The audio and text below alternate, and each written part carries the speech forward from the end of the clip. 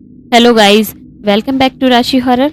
आज मैं आप लोगों को एक ऐसी रियल स्टोरी सुनाने जा रही हूँ जो कि हाईवे पे है। जरा अपनी आंखें बंद करके ये सोचिए गाइस, आप रात के ठीक 12 बजे अपनी कार से एक सुनसान घने कोहरे वाले रास्ते पे हाईवे पर जा रहे हो। चारों तरफ बिल्कुल घना सन्नाटा हो और अचानक आपकी गाड़ी का पेट्रोल खत्म होने लगता है। दूर अंधेरे में आपको एक चमचमाता हुआ बिल्कुल नया पेट्रोल पंप दिखाई देता है। आप राहत की सांस लेते हैं, गाड़ी वहां रोकते हैं और वहां खड़ा हुआ सेल्समैन आपकी गाड़ी में पेट्रोल भर देता है। आप उसे पैसे देते हैं, वो मुस्कुराता है और आप आगे बढ़ जाते हैं। लेकिन जैसे ही आप थोड़ी दूर आगे बढ़ते हैं, आपकी गाड़ी का इंजन अचानक अजीब आवाज करके बंद हो जाता है। जब आप नीचे उतरकर पेट्रोल की टंकी का ढक्कन खोलते हैं तो उसमें से पेट्रोल नहीं बल्कि गाढ़ा इंसानी खून, काले बाल और सड़े हुए मांस के टुकड़े बाहर निकलते हैं। आप घबरा कर पीछे मुड़कर देखते हैं तो वो पूरा पेट्रोल पंप हवा में गायब हो चुका होता है और वहां सिर्फ एक पुराना डरावना खंडर दिखाई देता है। ये सब कुछ सोच के ही डर लगने लगा गाइस। आज जो किस्सा मैं आपको सुनाने जा रही हूँ उसे सुनकर आपका दिमाग बिल्कुल सुन्न हो जाएगा। इस घटना में शामिल लोगों की प्राइवेसी और सुरक्षा के लिए मैं उनके असली नाम नहीं बताऊंगी। इस कहानी में हम दो भाइयों को कबीर और विवेक कहेंगे और उनकी बहन को काव्या कहेंगे। ये एक ऐसी मिस्ट्री है जो आपको सोचने पर मजबूर कर देगी कि हमारे आसपास दिखने वाली हर चीज वाकई सच होती है या कोई वहम होता है, या वो सिर्फ किसी अतृप्त आत्मा का बिछाया हुआ कोई मायाजाल है। दिल थाम कर बैठिए गाइस, कमरे की लाइट ऑफ कर लीजिए और हेडफोन को लगा लीजिए। बिना किसी देरी की शुरुआत करते हैं। इस अनोखी दास्तान की शुरुआत होती है एक बेहद घनी काली और सर्द रात से। कबीर और उसका छोटा भाई विवेक दोनों एक मल्टीनेशनल टैंक कंपनी में सॉफ्टवेयर इंजीनियर के पद पे काम करते थे। उनकी छोटी बहन काव्या की शादी तय हुई थी, जिसकी शादी की शॉपिंग, गहनों की डिलीवरी और शादी की तैयारियों के सिलसिले में इन तीनों भाई बहनों को अपनी कार से बहुत लंबा सफर पर निकलना पड़ा। सर्दियों का महीना था। कोहरा इतना ज्यादा घना था कि हेडलाइट की तेज रोशनी भी हवा में जमती हुई महसूस हो रही थी। सामने की सड़क और 5 मीटर आगे का कुछ भी दिखाई नहीं दे रहा था। कबीर बहुत ध्यान से गाड़ी चला रहा था। विवेक बगल वाली सीट पर बैठा था, चादर ओढ़कर सोया हुआ था, और काव्या पीछे वाली सीट पर बैठकर अपने फोन में शादी के लहंगे डिजाइन्स देख रही थी। रात के करीब 11:30 बज गए थे और उनकी कार अब शहर की चकाचौंध से बहुत दूर और एक बेहद सुनसान जंगली रास्ते पर बढ़ चुकी थी।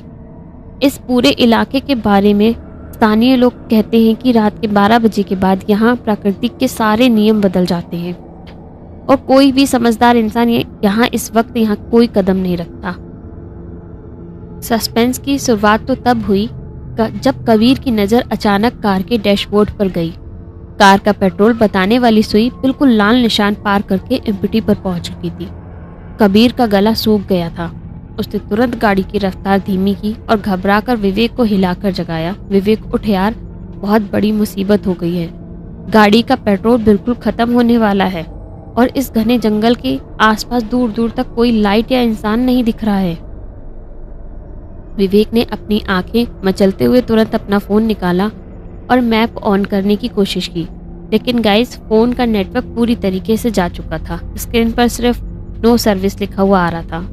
उन्होंने काव्या का फोन भी चेक किया, लेकिन उसमें भी सिग्नल गायब थे। कार के बाहर चारों तरफ काले सूखे पेड़, अजीब सी आकृतियां, एक डरावना सन्नाटा था।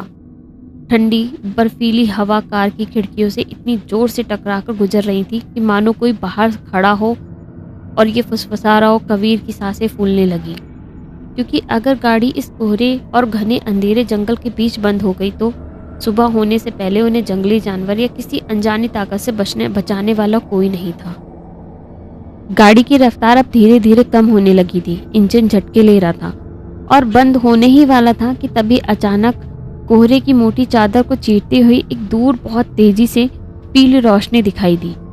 जैसे ही वो थोड़ा पास गए तो उन्होंने देखा कि उस घने जंगलों के बीचों बीच एक बहुत बड़ा, आधुनिक और बिल्कुल नया पैसेंजर पेट्रोल पंप बना हुआ था। उस पर बड़े बड़े निशान अक्षरों में चमकता हुआ नाम लिखा था, द हाईवे फ्यूल्स। कबीर ने राहत की बहुत लंबी सांस ली और तुरंत गाड़ी को पेट्रोल पंप के अंदर मोड़ दिया। लेकिन जैसे ही गाड़ी पेट्रोल पंप के अंदर जाकर रुकी, विवेक को एक अजीब सी बात महसूस हुई। इतना बड़ा चमकता हुआ और आलीशान पेट्रोल पंप होने के बावजूद वहां कबीर की कार के अलावा कोई दूसरी गाड़ी नहीं थी। यहाँ तक कि आसपास कोई कुत्ता या परिंदा भी नजर नहीं आ रहा था। पूरा पेट्रोल पंप साफ सुथरा शीशे की तरह चमकता हुआ और अजीब तरीके से सुनसान था। जैसे ही कबीर ने गाड़ी पेट्रोल भरने वाली मशीन के पास लेकर रोकी, पेट्रोल पंप के केबिन का शीशा का दरवाजा बहुत धीरे से बिना किसी आवाज के खुला। अंदर से एक आदमी बाहर निकला। उसने नीले रंग की साफ सुथरी यूनिफॉर्म पहनी थी और उनके सीने पर एक नेम टैग लगा था। कबीर ने नोटिस किया कि पहाड़ी के इस कड़ाके ठंड में जहां उन लोगों के स्वेटर पहनने के बाद भी हाथ कँपा रहे थे, उस सेल्समैन को बिल्कुल ठंड नहीं लग रही थी। उसने कोई स्वेटर या जैकेट नहीं पहनी थी। उसका चेहरा अजीब तरीके से पीला, सूखा और बेजान जैसा था। उसकी आंखें बिल्कुल स्थिर थी, मानो कोई शीशे की आंखें हों। बिना पलक झपकाए वो बस एक टकाटक उन गाड़ी को घूरे जा रहा था। कबीर ने कार का शीशा नीचे किया और कहा, भाई टैंक फुल कर दो और थोड़ी जल्दी करना, हमें आगे भी जाना है। उस सेल्समैन ने कबीर की बात का कोई जवाब नहीं दिया, ना ही वो मुस्कुराया। उसने एक बेजान रोबोट की तरह अपना हाथ बढ़ाया, मशीन से पेट्रोल का नोजल उठाया और गाड़ी की टंकी में डालकर पेट्रोल भरना शुरू किया। विवेक ने खिड़की से बाहर सर निकाला और उस सेल्समैन से पूछा, भैया यहाँ वॉशरूम कहाँ है? मेरी बहन को जाना है। उस सेल्समैन ने अपनी गर्दन को बहुत ही अजीब झटकेदार तरीके से घुमाया और बहुत धीरे से अपनी सूखी उंगली उठाकर पेट्रोल पंप के पीछे बने गहरे अंधेरे गलियारे की तरफ इशारा किया। जब वो बोला तो उसकी आवाज़ इतनी फटी हुई और सूखी हुई थी मानो उसके गले के अंदर पानी की जगह रेत भरी है। उसने कहा, पीछे जाओ, सीधे जाओ, पर दाई तरफ वाले कमरे के अंदर मत देखना, बिल्कुल भी मत देखना। विवेक को उसकी बात और उसका लहजा बहुत अजीब लगा। काव्या अकेले जाने में डर रही थी, इसलिए विवेक ने कहा, काव्या तुम कार में ही बैठी हो, कबीर भाई के पास बैठी रहो, मैं खुद जाकर देख के आता हूँ कि वॉशरूम साफ है या नहीं, फिर तुम्हें ले चलूंगा। विवेक कार का दरवाजा खोलकर नीचे उतरा और अंधेरे गलियारों की तरफ चला गया। उधर मशीन पर पेट्रोल का डिजिटल मीटर बहुत तेजी से भाग रहा था। 10 लीटर, 20 लीटर, 30 लीटर। कबीर लगातार उस मीटर को देख रहा था, लेकिन तभी कबीर को एक और अजीब बात का एहसास हुआ। गाइस, पेट्रोल भरने की जो एक तीखी और खास महक होती है वो वहाँ बिल्कुल नहीं आ रही थी, बल्कि उसकी जगह हवा में एक बहुत ही अजीब मीठी सी किसी सड़ी हुई पुरानी चीज और बदबू वाली धीरे धीरे चीजें फैल रही थी, जिससे कबीर का सिर चकराने लगा। उधर विवेक अपने फोन की टॉर्च जलाकर पेट्रोल पंप के पीछे बने एक सुनसान ठंडे गलियारे की तरफ बढ़ रहा था। उस गलियारे की दीवार इतनी ज्यादा अजीब सी लग रही थी कि ट्यूबलाइट अजीब तरीके से टिमटिमा रही थी, टिप टिप करके। जैसे ही विवेक आगे बढ़ रहा था, हवा का तापमान बहुत ही ज्यादा गिरने लगा, मानो वो किसी बर्फ के कारखाने के अंदर जा रहा हो। तभी गलियारे के बिल्कुल आखिरी छोर पर बने एक दरवाजे के अंदर से विवेक को किसी के बहुत जोर जोर से रोने और सिसकियां लेने की, दीवार पर अपने नाखूनों के रगड़ने की डरावनी आवाज आई। विवेक के कदम वहीं रुक गए। उसका दिल जोर जोर से धड़कने लगा। उसे उस सेल्समैन की कही बात याद आ गई कि दाई तरफ वाले कमरे के अंदर मत देखना, लेकिन डर और उत्सुकता के मारे विवेक खुद पर काबू नहीं रख पाया। उसने बहुत ही धीरे धीरे आगे कदम बढ़ाया और वॉशरूम के उस आधे खुले टूटे हुए दरवाजे के अंदर अपने फोन की टॉर्च की तेज लाइट मारी। गाइस, अंदर का वो खौफनाक नजारा देखते ही विवेक की हल्की सी चीख निकल गई। उसने डर के मारे अपने मुंह पे हाथ रख लिया। उस वॉशरूम के फर्श पर पानी नहीं था, बल्कि चारों तरफ गाढ़ा सूखा हुआ काला खून बिखरा हुआ था और दीवार के कोने में नीले रंग की उसी पेट्रोल पंप की यूनिफॉर्म पहने 3 और सेल्समैन की लाशें एक के ऊपर एक पड़ी थी। सबसे भयानक बात थी गाइस कि वो लाशें ताजी नहीं थी, बल्कि उनके शरीर की पूरी तरीके से कंकाल बन चुके थे। उनके चेहरे का मांस सड़कर हड्डियों से लटक रहा था और उनकी खोपड़ियों पर गहरी चोट के निशान थे, मानो किसी ने कुल्हाड़ी से उन पर वार किया हो। विवेक का पूरा शरीर कांपने लगा। उसे समझ आ गया कि बाहर जो सेल्समैन खड़ा है वो कोई इंसान नहीं है। विवेक पागलों की तरह उल्टे पैर आगे की तरफ भागा। उधर आगे मशीन का मीटर रुक चुका था। कबीर ने अपनी जेब से पैसे निकाले और खिड़की से बाहर सेल्समैन की तरफ बढ़ाए। सेल्समैन ने अपना वो बर्फीला सूखा हाथ आगे बढ़ाया और पैसे पकड़ लिए। जैसे ही कबीर की उंगलियां उस सेल्समैन के हाथ पर छुई, कबीर के पूरे बदन में एक सिरहन सी दौड़ गई, करंट जैसा।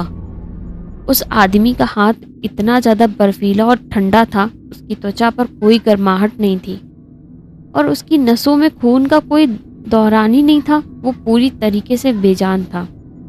तभी विवेक हांफते हुए पागलों की तरह दौड़ता हुआ आया। उसका चेहरा डर के मारे सफ़ेद पड़ चुका था। उसने कार का दरवाज़ा झटके से खोला और चिल्लाकर कहा, कबीर भाई गाड़ी स्टार्ट करो, अभी के अभी एक्सीलेटर दबाओ और भागो यहाँ से। बाहर जो खड़ा है वो इंसान नहीं, पीछे सब मरे पड़े हैं। कबीर ने विवेक की आंखों में वो खौफ देखा। उसने बिना एक सेकंड गवाए कार की चाबी घुमाई, इंजन स्टार्ट हुआ और कबीर ने पूरी ताकत से एक्सीलेटर दबा दिया। कार के टायर सड़क पर घसीटते हुए चीख उठे और गाड़ी बहुत तेजी से उस पेट्रोल पंप से बाहर निकलकर हाईवे पर भागने लगी। पीछे के आईने में कबीर ने देखा कि वो पीला सेल्समैन अपनी जगह पर वैसे ही खड़ा है। वो भागती हुई कार को देख कर रहा था और कोहरे के बीच उसकी आंखें बिल्ली की तरह चमक रही थी और उसके चेहरे पर एक बहुत ही खौफनाक शैतानी मुस्कान थी। कार अब हाईवे पर लगभग 3 किलोमीटर आगे आ चुकी थी। कबीर 100 की स्पीड से गाड़ी भगा रहा था। कबीर का अपना दिल बहुत तेजी से धड़क रहा था। उसने घबरा कर विवेक से पूछा, विवेक शांत हो जा और मुझे सब साफ साफ बता कि तूने पीछे क्या देखा। तू इतना पागलों की तरह क्यों चिल्ला रहा था। विवेक ने कांपती हुई आवाज में कबीर और काव्या को बताया, भाई वो पेट्रोल पंप कोई आम जगह नहीं है, वो कोई भूतिया साया है। मैंने पीछे वॉशरूम में देखा, वहाँ उसी पेट्रोल पंप के कर्मचारियों की सड़ी हुई लाशें पड़ी हैं। वो सब कंकाल बन चुके हैं। वो सेल्समैन हमसे झूठ बोल रहा था। काव्या पीछे बैठी डर के मारे फूट फूट कर रोने लगी और भगवान का नाम लेने लगी। कबीर ने अपनी बहन का हाथ पीछे करके पकड़ा और उसे शांत करने की कोशिश की। काव्या डरो मत, जो भी था हम वहाँ से सुरक्षित बाहर निकल आए हैं। हमारी गाड़ी का टैंक अब फुल हो चुका है। हम आधे पौन घंटे में हाईवे पार करके शहर पहुंच जाएंगे। वहां पुलिस स्टेशन जाकर रिपोर्ट लिखवाएंगे। उसी वक्त दूर कोहरे को चीरती हुई एक लाल नीली बत्ती लाइट दिखाई दी। वो पुलिस की एक हाईवे पेट्रोलिंग गाड़ी थी। कबीर और विवेक ने पागलों की तरह बीच सड़क में खड़े होकर हाथ हिलाया और पुलिस की गाड़ी को रोका। गाड़ी रुकी। 2 अंदर से पुलिस वाले टॉर्च लेकर निकले। कबीर और विवेक ने रोते हुए हाँफते हुए पुलिस अफसरों को पूरी बात बताई। उन्होंने कहा कि पीछे 3 किलोमीटर जो नया पेट्रोल पंप बना है द हाईवे फ्यूल्स, वहाँ के सेल्समैन ने उनकी गाड़ी में पेट्रोल की जगह खून भर दिया है और वहाँ पीछे वॉशरूम में कई लोगों का मर्डर हुआ है। पुलिस का सीनियर इंस्पेक्टर कबीर की बात सुन रहा था। कबीर की बात खत्म होती उस इंस्पेक्टर का चेहरा बेहद गंभीर हो गया। उसने कबीर के कंधे पर हाथ रखा, बहुत ही धीमी आवाज में कहा, लड़के तुम लोग होश में तो हो? कोई नशा वशा करके गाड़ी चला रहे हो क्या? इस पूरे 50 किलोमीटर जंगली हाईवे पर कोई दूर दूर तक पेट्रोल पंप नहीं है और तुम जिस द हाईवे फ्यूल की बात कर रहे हो वो आज ठीक 10 साल पहले एक अचानक खौफनाक डकैती के दौरान पूरी तरीके से जला दिया गया था। उस रात डकैती ने लूटपाट करने के बाद वहां के 4 मासूम कर्मचारियों को बंधक बनाया था और उन्हें उसी पेट्रोल के मशीन से बांधकर जिंदा आग लगा दी। वो चारों कर्मचारी तड़प तड़प कर वहीं मर गए थे। तब से सरकार ने वो रास्ता बंद कर दिया है और वो जगह पूरी तरीके से सीज कर दी गई है। काला खंडहर बनकर वीरान पड़ी है, वहां कोई इंसान नहीं जाता है। पुलिस इंस्पेक्टर की ये बात सुनकर तीनों भाई बहन के होश उड़ गए। काव्या कार के अंदर ही बेहोश हो गई। पुलिस वालों को लगा कि शायद ये लोग रास्ता भटक गए हैं और डर की वजह से इन्हें कोई वहम हुआ है। पुलिस ने उनकी कार को अपनी गाड़ी के पीछे एक मोटे रास्ते से बांधा और कबीर और विवेक को अपनी गाड़ी में बिठाया। इंस्पेक्टर से कहा, चलो तुम लोग जिस जगह की बात कर रहे हो हम तुम्हें खुद वहां ले चलते हैं ताकि तुम्हारा वहम दूर हो सके। पुलिस की गाड़ी वापस 3 किलोमीटर पीछे उसी रास्ते पर बढ़ी। कबीर और विवेक लगातार खिड़की से बाहर देख रहे थे। थोड़ी देर बाद कबीर चिल्लाया, सर यही वो जगह है, यही गाड़ी रोकिए। जैसे ही पुलिस की गाड़ी रुकी और सब लोग नीचे उतरे तो वहां का नज़ारा देखकर कबीर और विवेक का दिमाग पूरी तरीके से सुन्न हो गया। वहां कोई चमचमाता हुआ आलीशान पेट्रोल पंप नहीं था, कोई पीली नियॉन लाइट नहीं जल रही थी, कोई मशीनें नहीं थी। वहां सिर्फ एक बहुत पुराना काला आधा जला हुआ ढांचा खड़ा था। मशीन जंग खाकर जमीन पर गिर पड़ी थी। चारों तरफ बड़ी बड़ी कटीली झाड़ियां और जंगली घास उगी हुई थी। वहीं उस 10 साल में पहले जले हुए पेट्रोल पंप का असली भयानक खंडर कबीर को समझ आ गया था कि रात के 12 बजे के बाद उन आतृप्त आत्माओं ने मौत के मंजर का एक माया जाल बिछाया था ताकि वो उनकी गाड़ी को रोक सके। पुलिस ने उनकी गाड़ी को सुबह के वक्त पास के शहर के में एक गैरेज में पहुंचाया। कबीर और विवेक और काव्या किसी तरह अपनी बहन की शादी की रस्में पूरी करके वापस अपने शहर आ गए। इस घटना को बीते कई महीने हो चुके थे, लेकिन कबीर ने इस खौफनाक रात का जो आखिरी और सबसे बड़ा सच बताया है वो इस पूरी कहानी का सबसे बड़ा रहस्य है। कबीर बताता है कि उस रात के बाद से उनकी उस कार की पेट्रोल की टंकी कभी ठीक ठाक नहीं हो पाई। शहर के सबसे बड़े मैकेनिक ने पूरी टंकी को 3 बार के केमिकल से साफ किया, नया इंजन डाला, नए पाइप्स लगाए, लेकिन आज भी जब रात के ठीक 12 बजते हैं तो उस गैरेज में खड़ी कार के अंदर से पेट्रोल की जगह इंसानी मांस के सड़ने की वही भयानक मीठी बदबू अपने आप आने लगती है, मानो वो गाड़ी आज भी उसी शापित पेट्रोल पंप के जाल में फंसी हो। और सबसे ज्यादा डरावनी बात गाइस, कबीर का कहना है कि उस रात उसने सेल्समैन को जो पैसे दिए थे वो नोट अगले दिन सुबह उसके वॉलेट में रहस्यमय तरीके से गायब था और उस जगह वॉलेट के सबसे अंदर वाले गुप्त पॉकेट में एक पुराना आधा जला हुआ कागज का टुकड़ा मुड़ा हुआ मिला, जिस पर कोयले की काली राख से बहुत ही गंदी और अजीब हैंडराइटिंग में एक संदेश लिखा था, फ्यूल के पैसे पूरे नहीं थे, बाकी का हिसाब लेने बहुत जल्दी तुम्हारे नए घर आ रहा हूँ। तो गाइज, यह थी उस शापित पेट्रोल पंप की वो सच्ची और रोंगटे खड़े कर देने वाली अनसुलझी दास्तान, जो हमें सिखाती है कि कभी कभी रात के घने अंधेरे में जो मदद हमें सबसे सुरक्षित और सही लगती है वो वास्तव में हमारी जिंदगी को खत्म करने का एक खौफनाक बुलावा होता है। वैसे गाइज, अगर आप कबीर और विवेक की जगह होते तो क्या आप रात के सफर में किसी ऐसे सुनसान पेट्रोल पंप पर रुकने का रिस्क लेते? मुझे कमेंट करके जरूर बताइएगा।